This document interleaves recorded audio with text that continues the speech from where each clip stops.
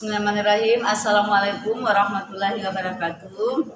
Alhamdulillah Segala puji dan puja kita panjatkan kepada Allah Subhanahu wa taala yang telah memberikan kita nikmat iman, nikmat Islam, nikmat kesehatan dan banyak lagi nikmat-nikmat yang patut kita syukuri. Salam dan salam semoga tercurah kepada junjungan kita Nabi besar Muhammad sallallahu alaihi wasallam beserta para keluarga, para sahabat dan juga para pengikutnya.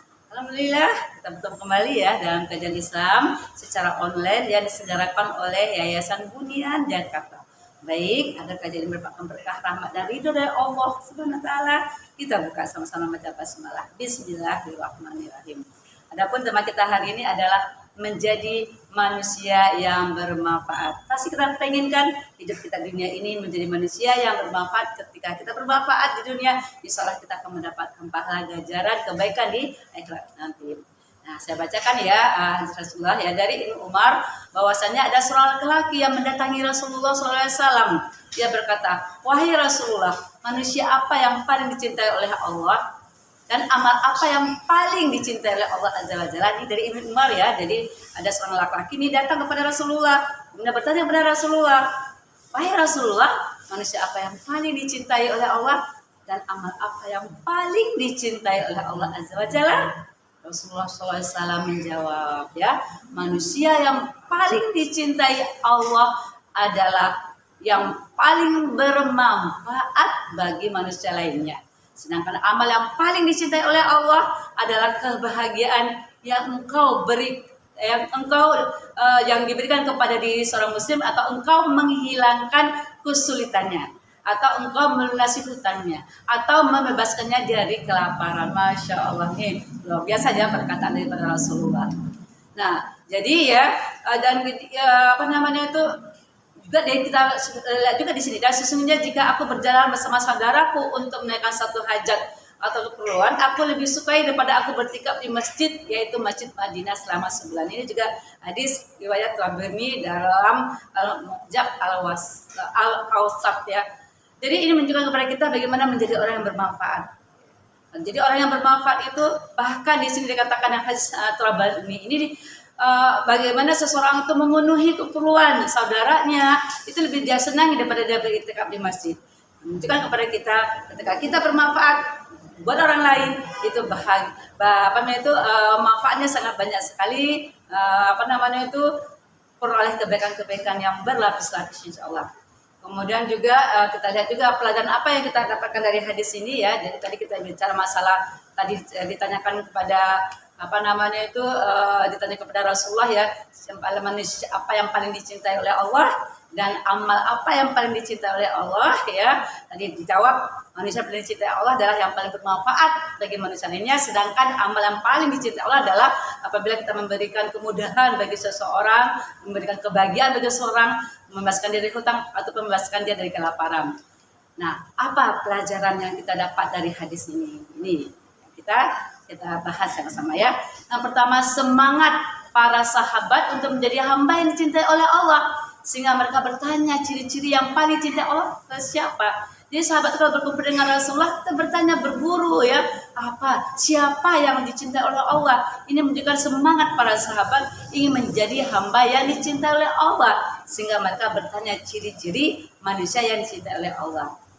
Kemudian juga pelajaran dari hadis ini adalah para sahabat bersemangat dalam beramal, sehingga mereka juga bertanya amal-amal apa yang dicintai oleh Allah. Luar biasa ya.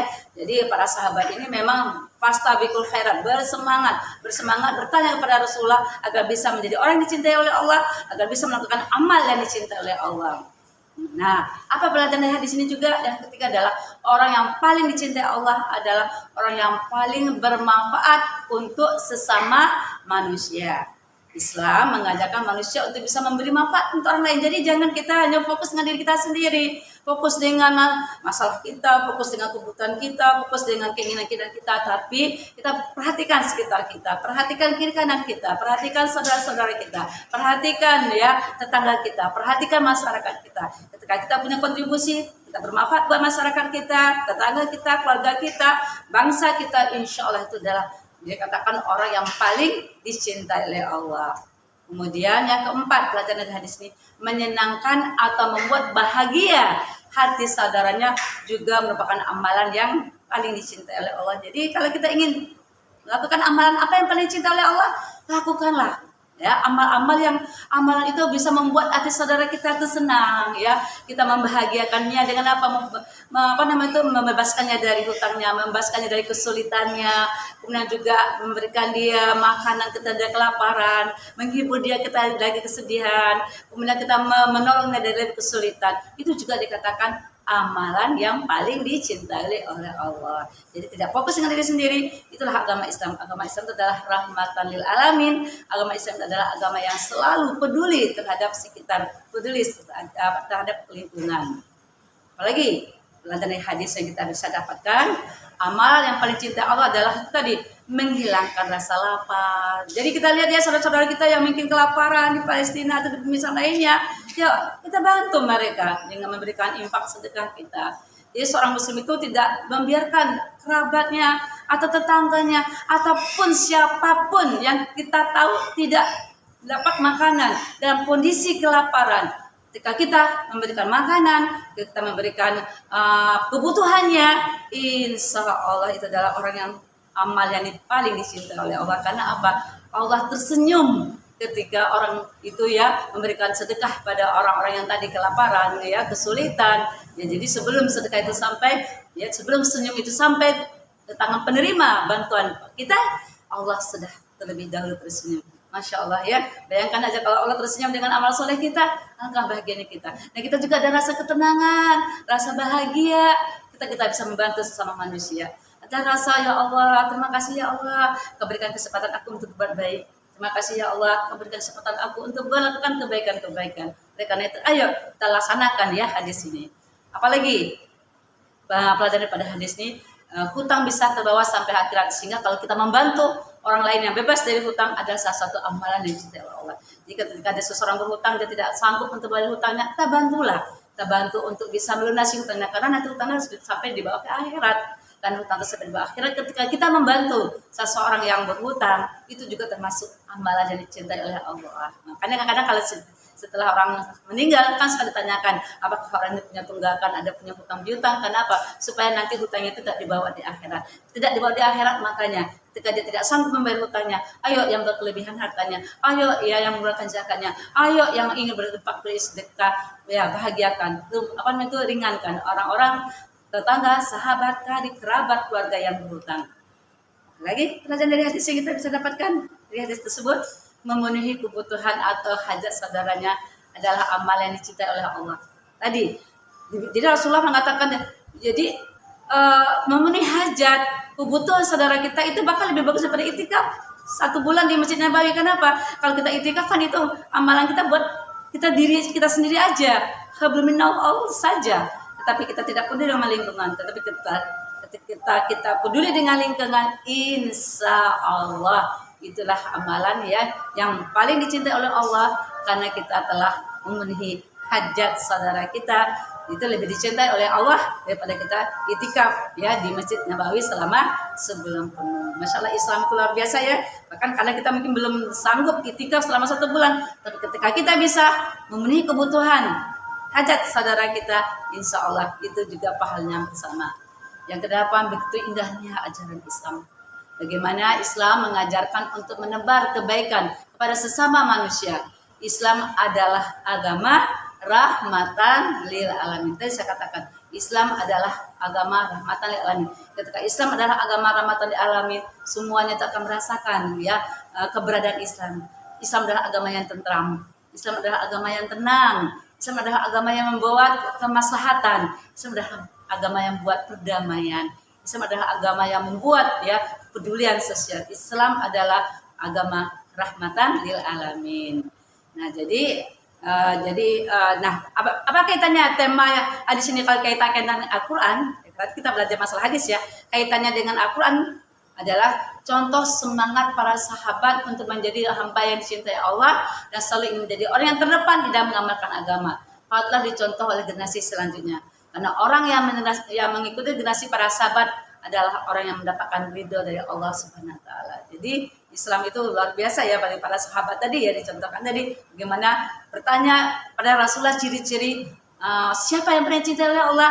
Kemudian bertanya kan, apa amalan yang dicintai oleh Allah? Luar biasa semangatnya ketika dia ingin mendapatkan sesuatu yang Allah ridhoi, Allah berkahi, Allah rahmati.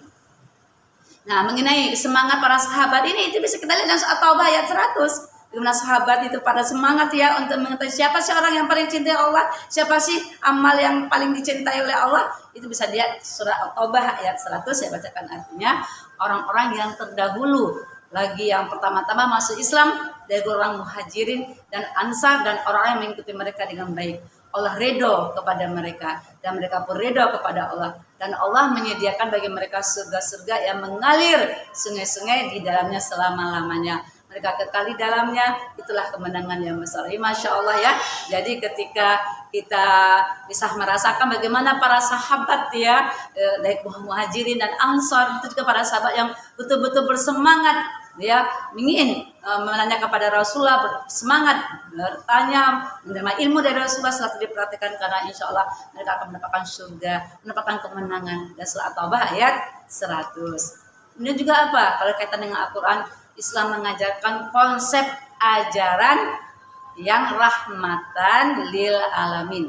Ini salah satu ciri ajarannya adalah memberikan kemanfaatan bagi orang lain, kemanfaatan di dunia maupun akhirat. Allah Ta'ala berfirman dalam surah Al-Anbiya ayat 107 ya, dan kami tidak mengutus engkau Muhammad melainkan untuk menjadi rahmat bagi seluruh alam. Nah, jadi kita juga harus punya kemanfaatan. Kemanfaatan itu tidak hanya di dunia, juga kemanfaatan di akhirat. Di dunia kita menolong seseorang, menolong keluarga, menolong sahabat, menolong masyarakat, menolong bangsa negara, ya. Di akhirat juga kita menolong ya saudara-saudara kita untuk kebaikan-kebaikan, mengajak untuk ibadah pada Allah.